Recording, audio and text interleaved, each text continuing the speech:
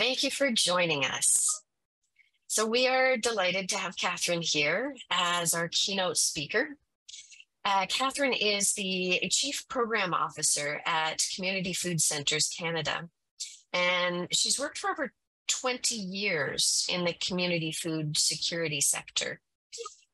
She spent 6 years as program director at the STOP Community Food Centre, where she helped to develop the Community Food Centre program model and then scale it nationally. In 2012, she helped launch Community Food Centres Canada. So please join me in welcoming Kathryn for her talk, More Than Just Food, What Can We Do to Get Beyond the Emergency? Thank you, Anne, and hello, everybody. I can't really see you. It's always a bit odd, isn't it, presenting in this format, and I'm sure you're tired at the end of the day. So I hope you'll be able to stick with me here or not. Go get coffee. We'll never know. So I'm going to share my screen. So the issues I was asked to speak to today are issues that have been core to us since we started this organization, and before that in the work that inspired us to start Community Food Centres 10 years ago. Thus, some of what I'll be talking about is really what we do in our core work and why, but I'll also try and relate it to those of you who are working in community food organizations that are part of the Ottawa Food Bank Network, as I understand many of you are, and then also to try and talk about some of maybe the broader policy issues and so on that may be of interest to those who are not so directly involved in grassroots programming. As I'm sure you've already touched on today, food security is a massive and unacceptable problem here in Canada, affecting now 5.8 million Canadians, which is astonishing. The growth in recent times exacerbated by COVID, and as we know, really getting to even more of a crisis with the current inflation situation and a looming recession and so on, and the pandemic, of course, the elephant in the room that shall always be named.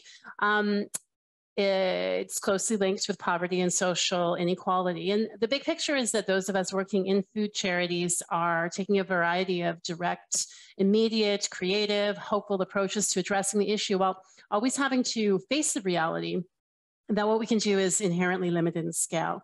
And this is a difficult place to be and to navigate through, especially when so much emphasis and almost blind faith has been put in the role of charities and picking up the slack when the social safety net sags or fails.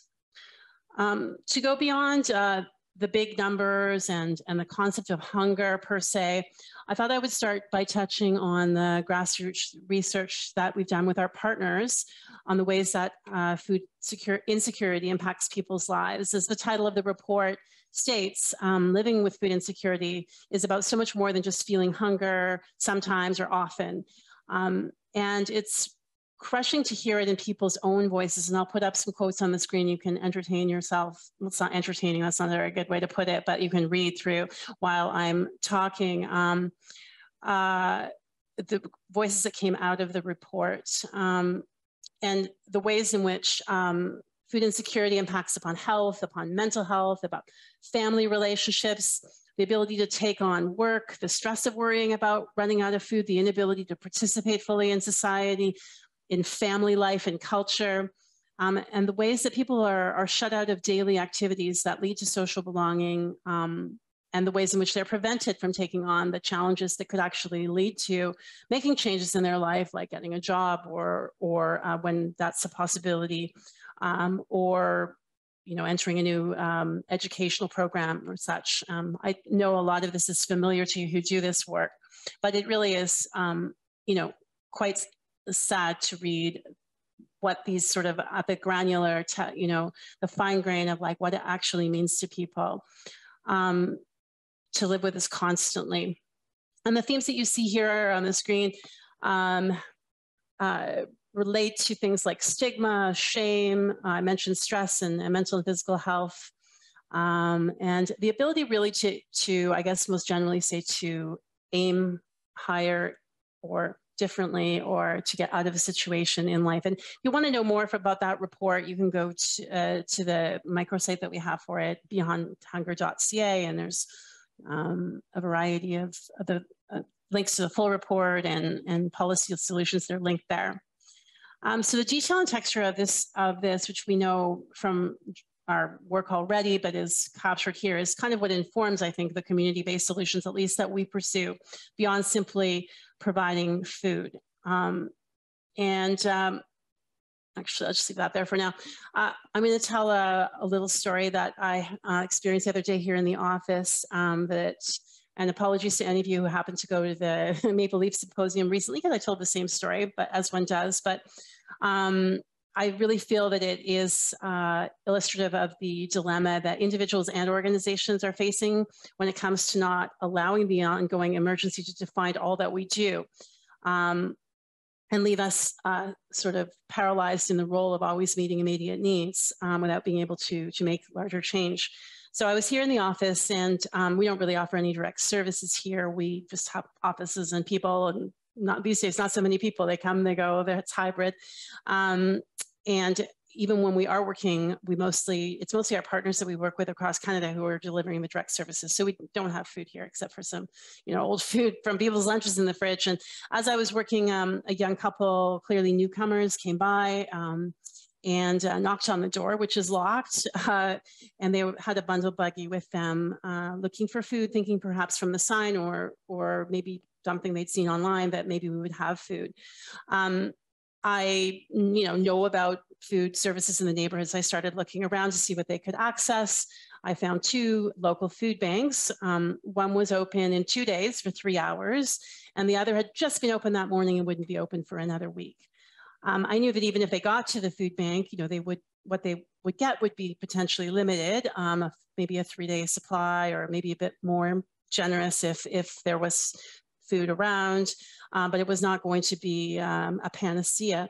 But it was so stressful to have to confront it, and it's been some years since I worked frontline, and I almost wanted to just go in the fridge or give them money or just do anything really to not have to send them away with an empty buggy. And I think that is the impulse that we're all confronted with all the time. Including just the average Canadian who supports food banks. And it's why we continue to build and operate them, why we give to them, why we volunteer to them in such numbers.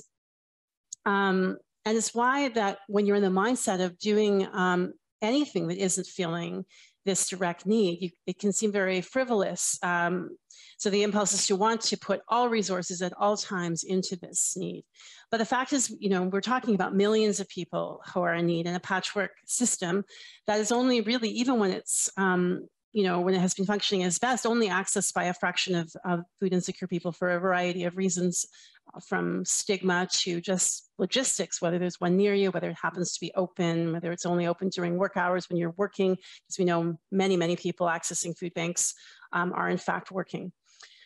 So we know that social policy would make a difference to this, but that is at a huge scale, and it takes time. And we haven't seen the types of changes, even though we've been working for years and years, that would change things. So as people working in organizations or as individuals, we just have to tolerate this ambiguity and be able to live with the fact that we need to create some discipline around the work to create the space to do other things than just to put every last breath into meeting those immediate needs. And that means working at both the micro and the macro levels. So that is kind of the context within which we formed Community Food Centres Canada. And it was immediately kind of conceived of as being an organization that would take action at different levels to try and maximize impact through a blend of interventions, activities, programs that would act at the individual, the community, and the national policy advocacy scale. As was mentioned in my bio, we were scaling out of the model that had been developed at the Stop Community Food Centre in Toronto, which was originally a straight up food bank that had organically grown to include a lot of more engaging and political responses to the exclusion, poverty, and hunger that we saw in that community. So the food center, which you see as like our one level of action here itself, is a place where people can get together around good food, be it for a meal or to garden or to cook together, to find a path to services, or possibly to take action on issues, and in some cases also to access emergency food supports as well. We believe or hope that the community food centers are models of how food can be a tool to help people to address some of the immediate issues in their lives, places where you can eat and share good food without feeling the weight of stigma, and maybe most importantly, to connect with other people in a warm, welcoming place. Kids can come and learn about cooking, or seniors can attend a yoga class and have lunch. Each center is different in their exact program mix, but that's the sort of spirit of them. You can learn and share skills with others in ways that enable you to take control over, more over your, the food that you eat within the constraints of poverty, of course, and how that affects your health. So knowing that the toll of poverty and food insecurity is complex, so must, I think, the programmatic solutions be. Offering a variety of ways to engage and get involved. And I'll just mention that just a couple of days ago, I was in Ottawa visiting and with our partners who we've been working with for many years, Parkdale Food Center, who are a good food organization working with us. And I really felt the spirit of that work alive there. And so those of you who are in Ottawa who don't know their work might be interested in finding out more, but probably many of you already do. So just to give you a sense of, so this slide just shows the different areas, and I'll kind of go through them. Good food organizations is building capacity in the sector through broader partnerships. And I won't touch on the health promotion programs today, but I'll talk a little bit more about advocacy later. These are pictures that were collected for our 10th anniversary and a presentation that I did at our annual food summit, or no longer annual because we've been not functioning for a number of years, but our most recent food summit in Toronto. And these are pictures from one from each of the 15 community food centers that we work with to give you a flavor of all the different types of activities there, from markets to meals to gardens and vermicomposting and chickens. And top you can see some land-based activities, hunting, and so on, largely within our Indigenous partner organizations. I'm going to just skip through these slides about community food centers. I don't think you want to necessarily go that deeply into that today, but if the presentations are available later, you're welcome to look at them, just the strategic objectives of the centers, how they kind of cross various areas, a little tiny snapshot of impact. And this just gives you a sense of where the community food centers that we have worked with to build are now 15, with another 4 in development at the moment across Canada. And then the little dots represent the organizations that we partner with through the Good Food Organizations network.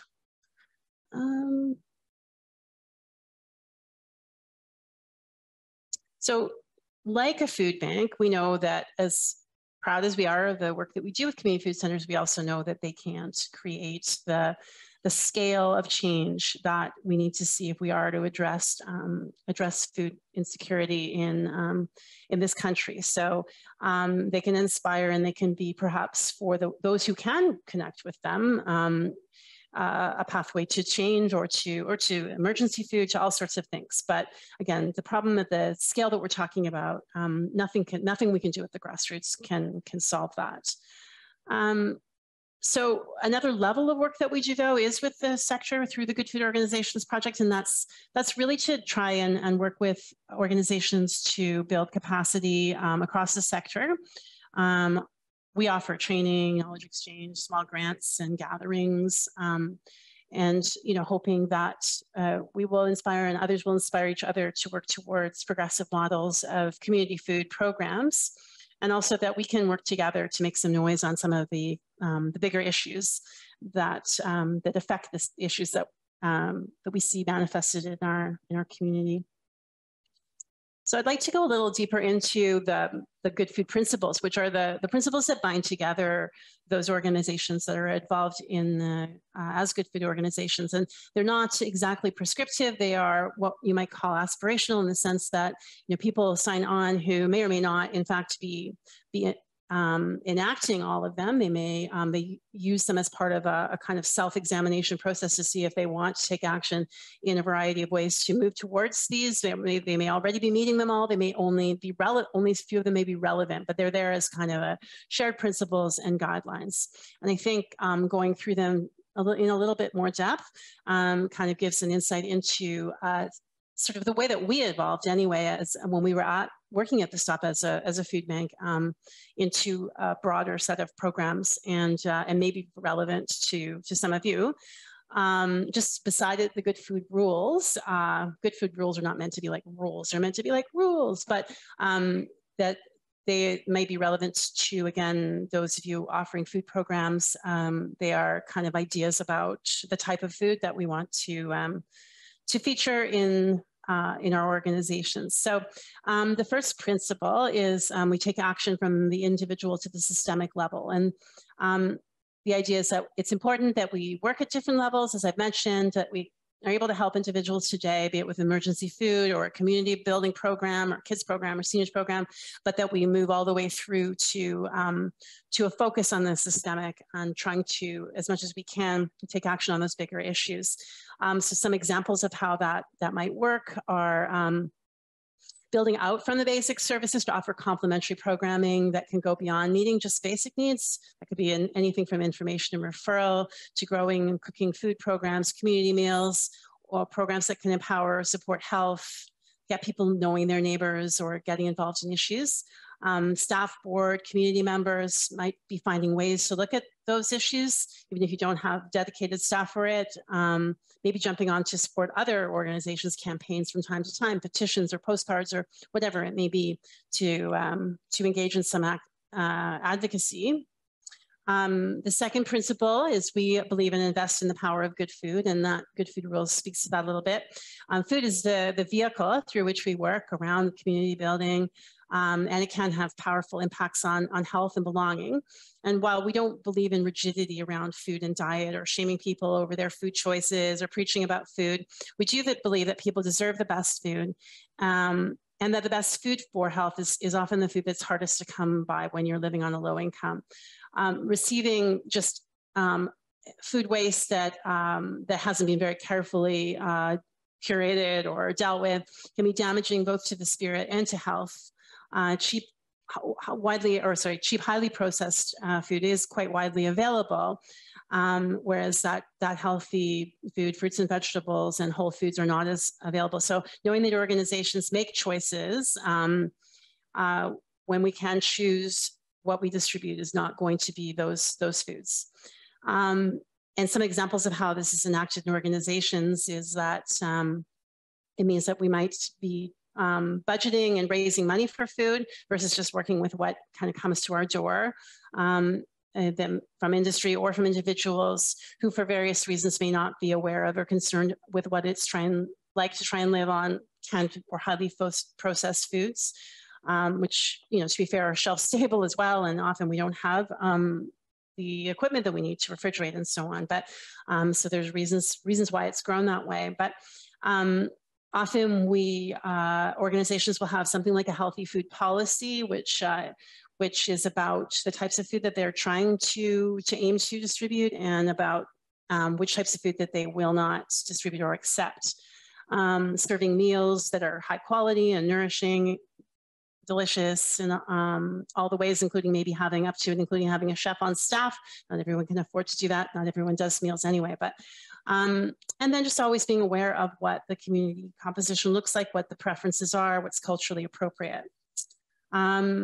We create an environment of respect and community leadership.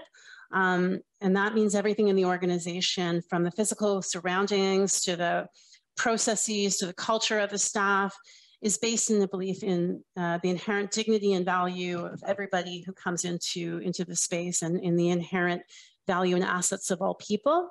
And often this means things like getting rid of the signs and symbols that are traditionally associated with charity and can lead to feelings of stigma and loss of dignity, and could be waiting outside in a long line on display, having to go through a long interview to justify why you need a small amount of food to supplement your income, when really it's pretty obvious why people need it, and it's not something that people usually seek if they don't need it.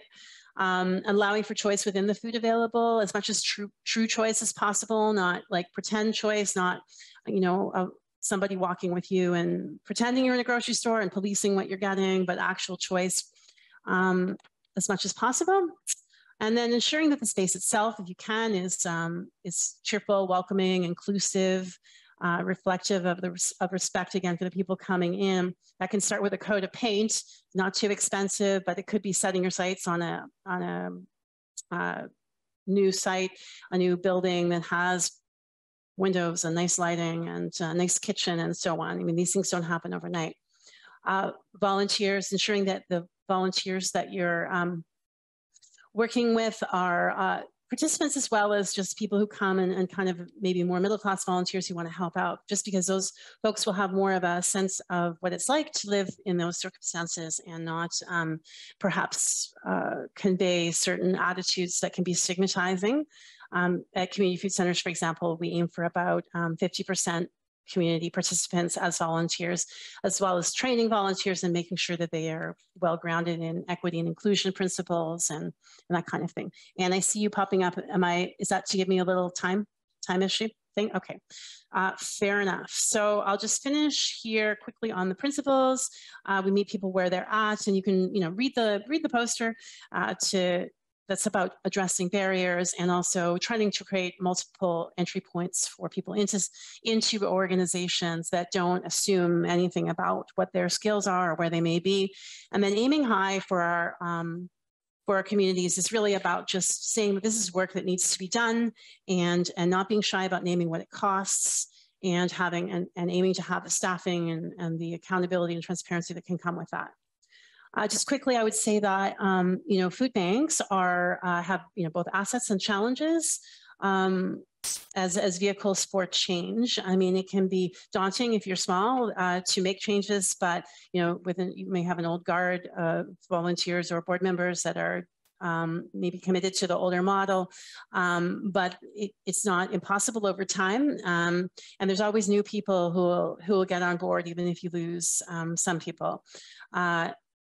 And also, on the positive side, food banks enjoy a lot of community support and are really trusted in the community, and often have a base of supporters who can be called upon, especially when a clear vision is stated. And we've often been surprised at how much money and support food banks have been able to mobilize when they decide to transform. And you can gradually expand programs, not necessarily aiming for overnight. I was going to talk about policy issues, and just to say that nationally, we are hoping to create a shared voice, and many of the food bank associations, Food Banks Canada and the provincial associations, are actually very aligned with the same issues that we're taking action on around income security, be it anything from improving EI and or at the provincial level of the raising the shockingly low social assistance rates. And we're focused right now on using the tax system nationally to build a working age tax benefit that would expand it beyond working people to all people of that age. So that would ultimately impact people on social assistance as well, and raise incomes, effectively sort of creating an impact that we've seen, for example, with guaranteed income supplements for seniors and the child tax benefit, but extending it across the life cycle. So sort of effectively starting to create an income security floor. And with that, Kathryn, there you go.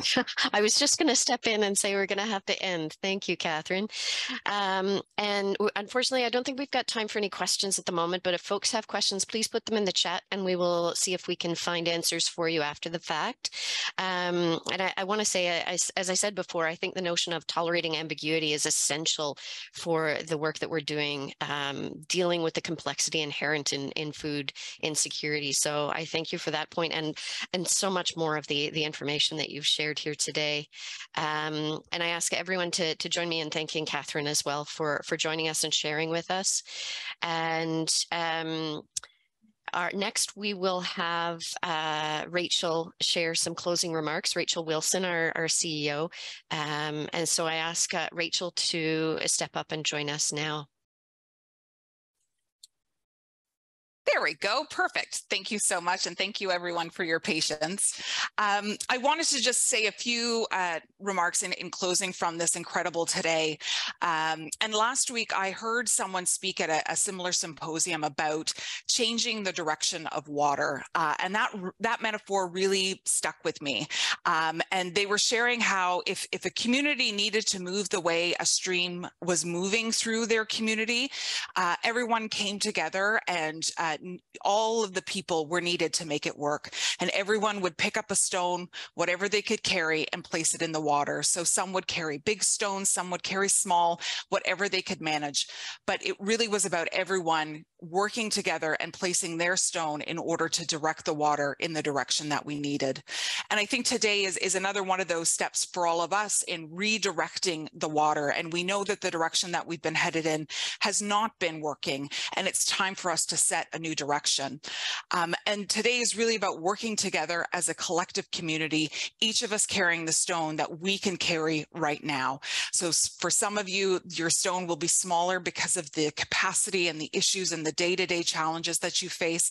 Some of you will be able to pick up a bigger stone, and hopefully the government will pick up the biggest stone of all and help us place it in the water. Every stone has incredible value, and every stone must be shared. I want to thank all of our guests that came today, our speakers and presenters. And I also want to say a big thank you to Ann Miller, who worked with the committee to organize and design today. And a thank you to all of the staff and partners who worked to bring this day together. Thank you also to each and every one of you for being here. We know that these continue to be incredibly challenging times, that the day-to-day has become more stressful, longer hours, and more challenging.